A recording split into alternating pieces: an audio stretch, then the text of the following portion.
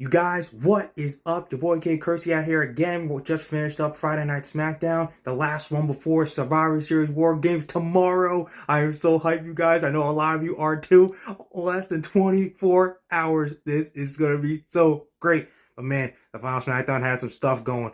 We had some newsworthy stuff like War Games announcements, advances in the World Cup tournament, and more freaking Sami and KO drama that's freaking having me on the edge of my seat for tomorrow. But don't worry, guys. We're going to run it all down from top to bottom, start to finish, right here, right now. Get ready. The newest episode of The Gift of Gabe comes at you right now.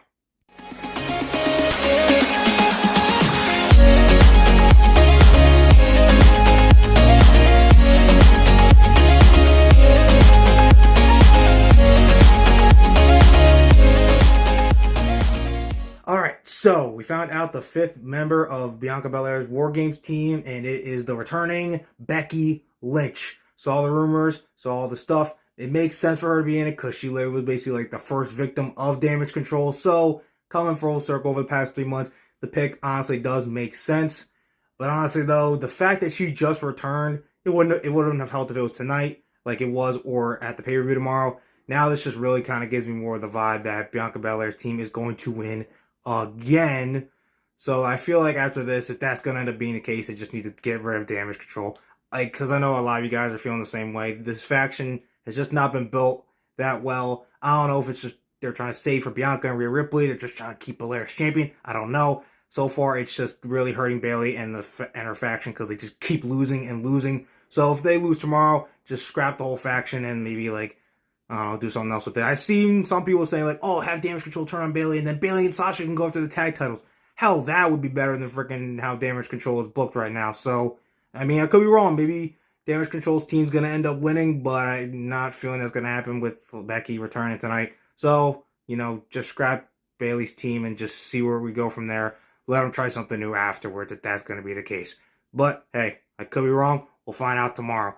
Not looking forward as much to this match as the men's War Games match, but, you know, they're going to the post-after effects of that match are going to be felt just as much as the men's match.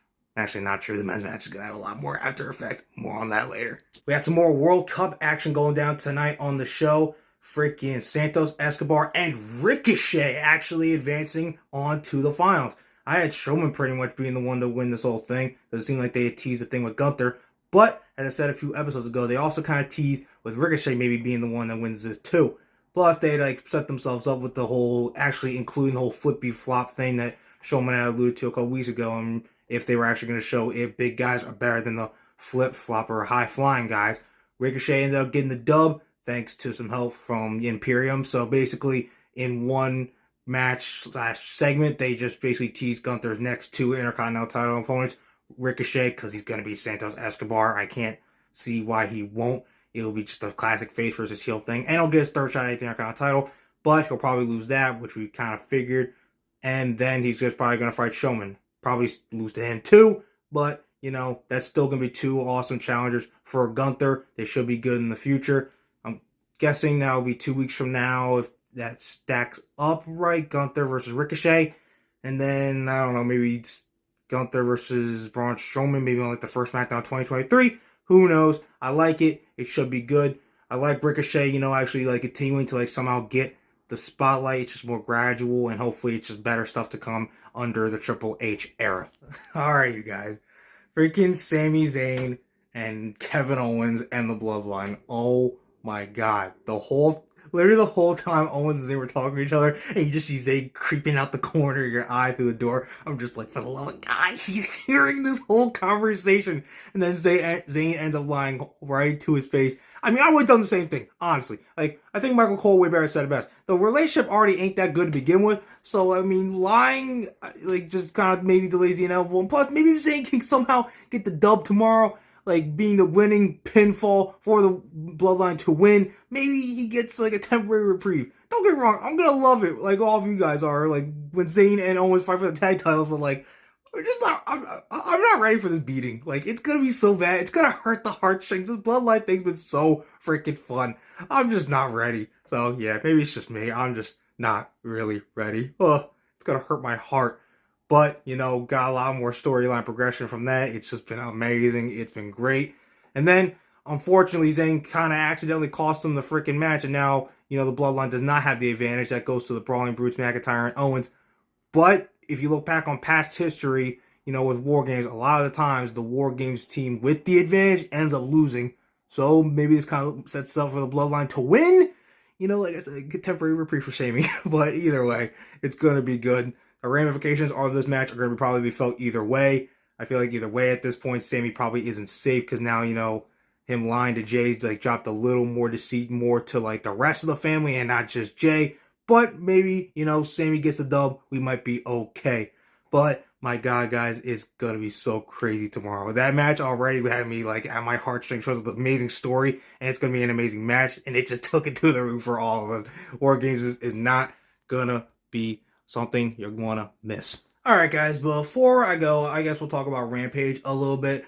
I saw that it was coming on at 4, it was going to be taped for 4 o'clock, and I was already at work. So I went out and just checked the spoilers, and I saw the main stuff that would happen. Dante Morgan got, injured in his match, but luckily he was good. I'm glad. I don't want Top Flight's momentum getting any more hampered because I really think their future AEW World Tag Team Champions, they kind of came around the same time as the Acclaimed, and all it took was them for to just start getting that real reaction from the audience, which they get from they're just their in-ring moves Top Flight. So if I feel if they get that real gimmick and story together, they'll be set and they'll become future champions. So I'm glad Dante Martin's doing good. Don't want them to be halted anymore because they are set up for future championship glory here in AEW. I also saw the huge stipulation. Claudio Castagnoli will fight Chris Jericho once again, one-on-one at the Ring of Honor Final Battle pay-per-view in a couple weeks on December 10th. And if Claudio loses, he has to join the Jericho Appreciation Society. I'm really curious to see how that one goes. I've said so much that Jericho still has so much left in terms of this Ring of Honor World Title reign because their possibilities are still really almost kind of limitless. And then imagine Claudio actually in the Jericho Appreciation Society. That would be crazy. Maybe they're just trying to use Regal turning on MJF as kind of the beginning of the end for Blackpool Combat Club. Because then with that, all you would have left is Moxley, Yuta, and, Danielson, which were 3 of the 4 original members before Castagnoli even showed up anyway. So, honestly, guys, they could go either way with this. But I'm feeling Jericho's probably going to get the win, which means we're going to see Castagnoli as a sports entertainer. Man, that is totally going to make Daddy Magic Nipples so very hard. My God, that is going to be something. So you're going to want to watch out for that. That is going to be a storyline to keep watching. Speaking of storylines to watch, looks like friggin' Roosh got his way because 10 ended up turning and he's now out of the Dark Order. Which, personally, I don't really love. I said that before. I feel look, okay, perfect example. Look how the Butcher and Blade were doing. Look how Private Party was doing when they were in that group. It's not helping them. Sure, they get some TV time, but most of it ends up being on darker elevation. They get a tag title shot or 2. They obviously lose. Being in that group does nothing. At least the Dark Order, we all know somewhere down the line are going to be trios champions. So we could have been doing that and just use the Freebird rule, which who would have attested to that? So I don't really like him being in that group because I feel like it's not going to do anything for him. I would love to be wrong, but I don't know. I feel like Tony Khan kind of messed things up a little bit there. I feel like he's kind of hoping for the potential to show up there, but honestly, I feel like this is going to make him more lost in the sauce being with Rush's group. I feel like that group should have just been torn down after Andrade hasn't been around because even when he was around, it felt like they were just really floating in it. But it's worse with Andrade not even around. Rush cannot carry that all by himself. So, yeah, I'm not a huge fan of 10 now or just Preston Vance being a heel now and being part of that group. And I'm not a huge fan of the Dark Order, just numbers just continuing to disappear every single time. It's like Hangman said about a month ago. He's watching his friends literally disappear every single week. I don't think anybody else as part of the Dark Order is really going anywhere, but I don't know. I still just don't like it. And eventually, Anna Jay's going to come back, but that's not going to be right after this Jericho Appreciation Society thing's over. So, like I said, overall, to sum up, not a huge fan of it. Think it was probably the wrong move. Should have just kept him in the Dark Order. So, I guess we'll see where we go from here. I hope I'm wrong. I really do, but I just don't like it so far. Okay, you guys, that is going to do it for me for this episode of The Gift of Gabe covering SmackDown and Rampage. Man, like I said before, we are just this close to Survivor Series War Games. It is going to be so great. I am totally in. And the biggest match of the night, the Bloodline versus the Braun Boots McIntyre and Owens inside of War Games. That match is going to be spectacular just for the in-ring action and crazy spots they have planned, and just the story of Zayn and Owens overall. It is going to be a match and a pay-per-view you're not going to want to miss. It's going down. War Games has made it a part of the Triple H's era. It is going down tomorrow. Don't freaking miss it. But until then, after that show, I will see you guys later. Don't forget to like and subscribe if you like the video. And until then, after Survivor Series, guys, don't forget, when it comes to talking wrestling, who better to gab with than Gabe. All right, guys, I'll see you tomorrow after War Games.